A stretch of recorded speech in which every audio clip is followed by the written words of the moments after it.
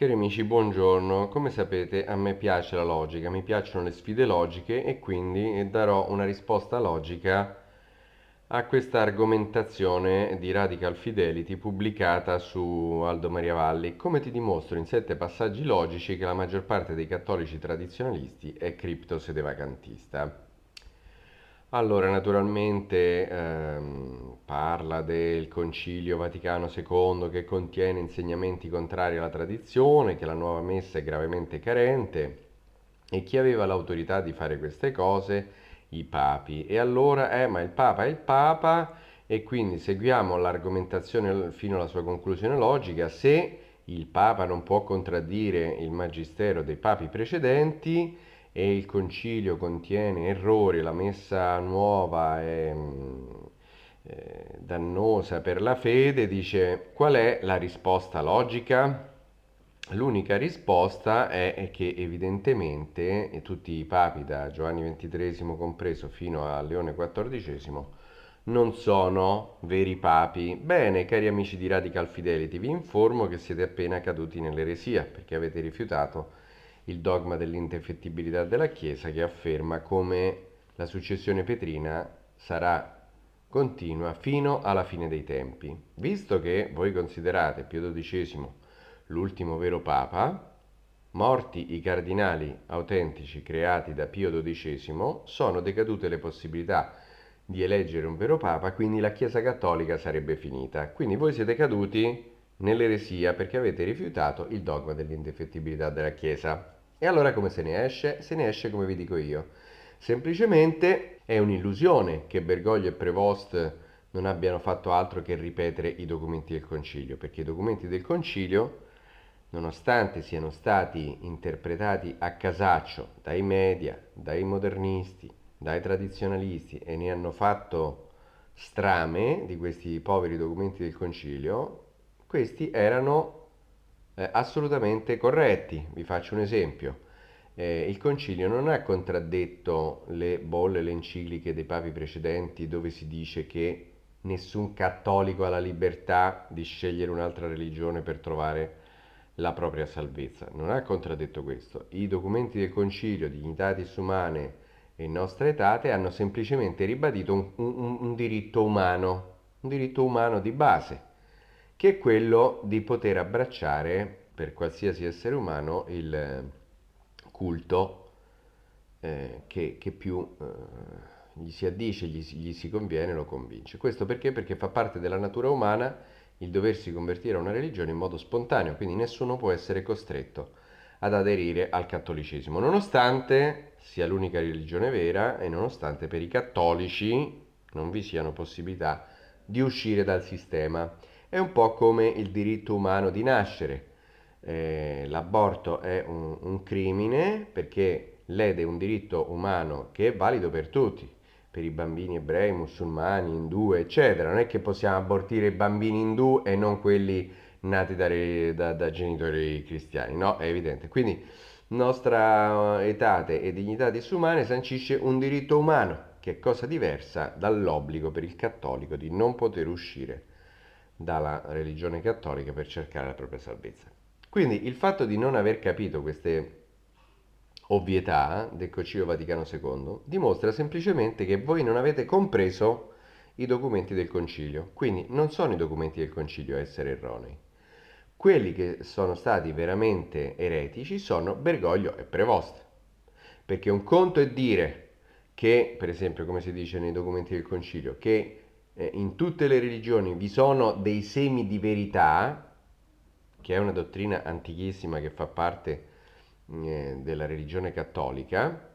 Un conto è dire questo, come è stato ribadito durante il Concilio Vaticano II, e un conto è dire, come ha fatto Bergoglio, che tutte le religioni portano allo stesso Dio. Quello è deismo, è un'altra cosa, è un altro mondo. Ora, il fatto che voi non siate capaci di apprezzare queste sottili ma essenziali, radicali differenze fra la saggezza e la centratura dei documenti del Concilio, che sono stati pure firmati da Monsignor Lefebvre, peraltro, e le eresie di Bergoglio e Prevost, dimostra che avete un problema voi di comprensione dei documenti del Concilio.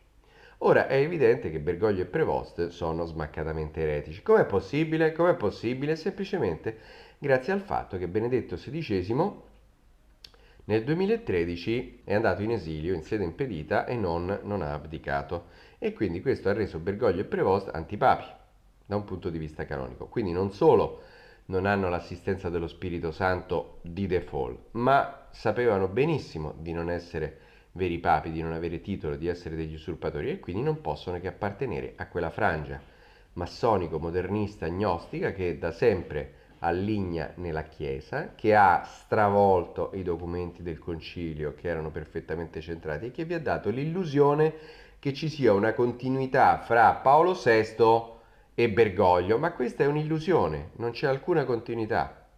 I documenti del concilio sono perfetti, sono centrati, anche se non sono stati blindati da un sillabo o da un elemento che li proteggesse da interpretazioni fuorvianti.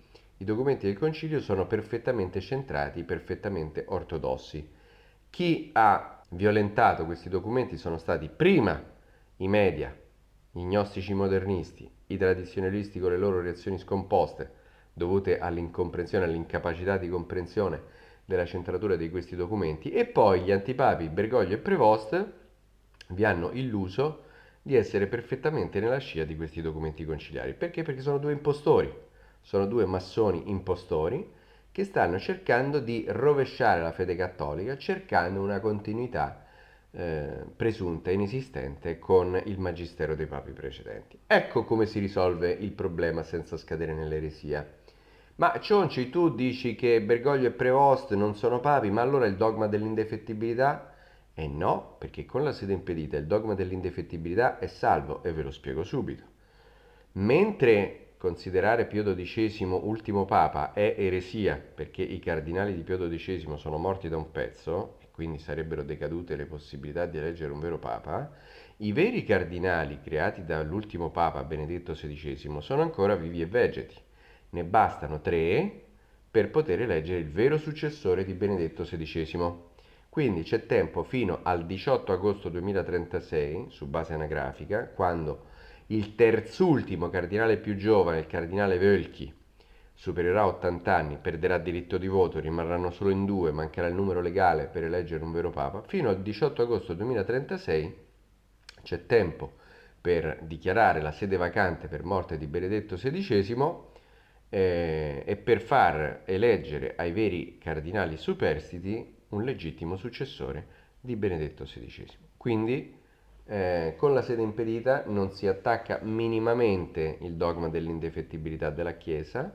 Il sede impeditismo è l'unica dottrina, è l'unica realtà oggettiva che consente di eh, verificare Bergoglio e Prevost come eretici in quanto antipapi, di salvare l'indefettibilità della Chiesa, la successione petrina fino alla fine dei tempi. Quindi la risposta è molto semplice.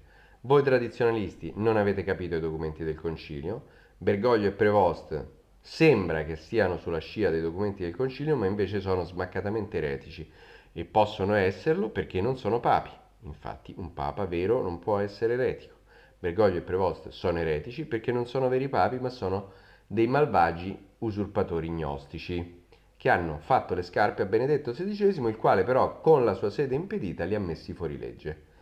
E allora come si risolve la situazione? Si risolve perché l'ha risolta Benedetto XVI, affidando a un gruppo di funzionari, di alti funzionari e prelati, probabilmente la Camera Apostolica, la funzione di amministratori apostolici in sede impedita. Quindi la Chiesa, l'istituzione è salva, è salda perché è fondata da Cristo. La segreteria di Stato ha sempre saputo che Bergoglio e Prevost non sono papi, e quindi presto si farà giustizia. Infatti il promotore Vaticano ha aperto indagini preliminari che durano da 2 anni, ha interrogato Andrea Cionci per ben 2 volte, chiuderà a breve le indagini e affronterà la vicenda con la massima serietà, quindi preparatevi al botto. Grazie, un caro saluto a tutti voi, ricordatevi di controllare se siete ancora iscritti a questo canale, e grazie a quelli che sostengono il nostro lavoro.